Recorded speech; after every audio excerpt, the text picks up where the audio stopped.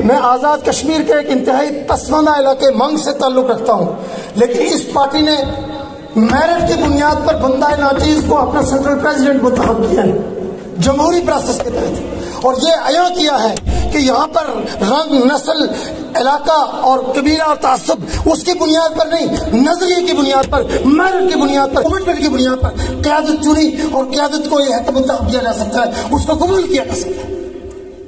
یہ کسی جماعت میں آپ کو نہیں ملے گا۔ یہاں زرداریوں، نواز شریفوں اور خانوں، ان کے تحت جو پارٹی ورکرز ہیں ان کی کیا حیثیت ہے؟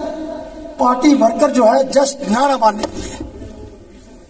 استعمال ہونے کے لیے۔ ہم اپنے پارٹی کے ورکرز کو اور ممبرز کو یہ شعور دیتے ہیں کہ لوگوں سے نعرے مت لگواؤ،